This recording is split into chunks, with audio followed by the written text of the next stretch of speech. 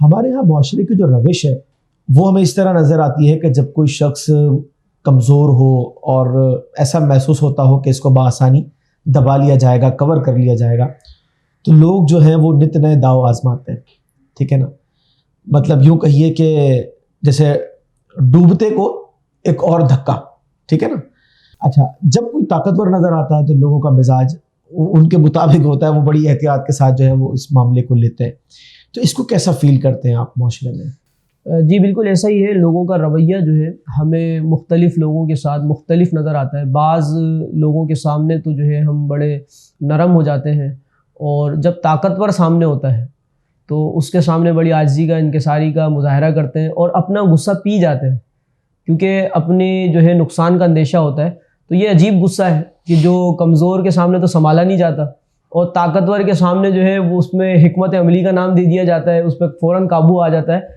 تو یہ بالکل ہمارے معاشرے کا ایک المیہ ہے کہ یہاں کمزور کو کچلا جاتا ہے، کمزور کا ہاتھ جو ہے وہ مروڑ دیا جاتا ہے. اور حسن اخلاق کے حوالے سے بھی آپ دیکھیں تو جہاں مالی منفیت ہوتی ہے، جہاں فائدہ ہوتا ہے، جہاں اپنا مفاد ہوتا ہے، تو وہاں تو بڑے خلیق، ملنسار اور بڑا جو ہے حسن اخلاق کا مظاہرہ کیا جاتا ہے. لیکن غریب آدمی کے سامنے، یا جو اپنے ملازم ہوتے ہیں ان کے ساتھ، یا جس سے مالی منفیت نہ ہو، مفاد وابستہ نہ ہو، تو بڑے خشک لہجے میں بات کی جاتی ہے، بڑا ترش رویہ جو ہے وہ اختیار کیا جاتا ہے، اور بڑی جو ہے بد تہذیبی کا مظاہرہ کیا جاتا ہے. تو اسے حسن اخلاق کیسے کہیں گے؟ حسن اخلاق اگر ہے تو پھر سب کے ساتھ ہونا چاہیے.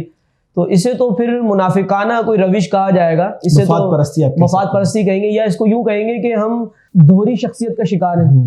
ہماری شخصیت کے دو رخ ہیں، امیر کے لیے کچھ ہے، غریب کے لیے کچھ ہے. تو ہونا یہ چاہیے کہ حسن اخلاق ہم حقیقی معنی میں اختیار کریں، اور حسن اخلاق ہر ایک کے لیے ہو، ملازم کے لیے، غریب کے لیے، امیر کے لیے، دوست کے لیے، ہر ایک کے لیے جو ہے ہمارے اخلاق عمدہ ہوں، اعلیٰ ہوں. اس طرف ہمیں کوشش کرنی چاہیے. غصے کے اوپر بھی ہمیں غور کر لینا چاہیے کہ یہ غصہ جو ہے، یہ جو ہم نافذ کر رہے ہیں، تو اگر یہ واقعتاً اتنا ہی بے قابو غصہ ہے تو یہ ہر وقت بے قابو کیوں نہیں ہوتا؟ بلکہ اس میں حضرت یہ بھی ایک جہت نظر آتی ہے کہ بعض اوقات ایسا ہوتا ہے کہ جب کسی کمزور پر اگر غصہ نکالا جا رہا ہے تو اس کی مسٹیک، مطلب سمجھ لیں 1 روپیہ ہے تو جو اس کا رپلائی یا ریئیکشن جو آ رہا ہے وہ 10 روپے ہوتا ہے. بالکل ایسے ہی، ٹھیک ہے نا. اور اگر عذر یہ پیش کیا جاتا ہے کہ غصہ کنٹرول نہیں ہوا. ہاں بالکل. اور دوسری بات یہ کہ اصل میں ایک پوری معاشرے کی ایک روش بن چکی ہے، ٹھیک ہے نا. تو میرے خیال میں اصل میں معاملہ ہے دل کا. یعنی ہمارے دل کے اندر جو ہے نا وہ شاید سختی جو ہے وہ گھر کر چکی ہے، اور یہ فیل نہیں ہو رہا ہوتا کہ یار جس کمزور کے ساتھ ہم ایسا کر رہے ہیں، بہت سارے ایسے بھی ہیں کہ جو ہم سے بہت طاقتور ہیں، ٹھیک ہے نا.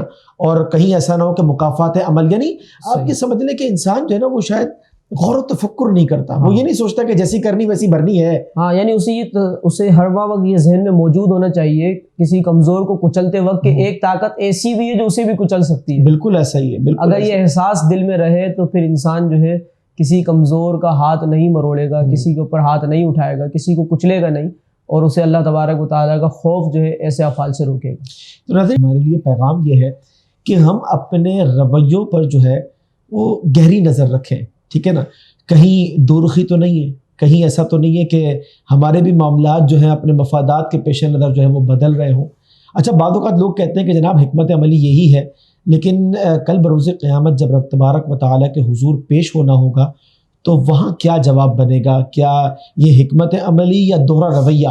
تو میرے خیال میں جس شخص کو فکر آخرت ہو اور اللہ تعالیٰ کے حضور پیش ہو کر حساب و کتاب دینے کی فکر ہو تو وہ کبھی بھی اس طرح کا دوہرا معیار نہیں رکھے گا. آخر ہے تو سب رب کے بندے ہی.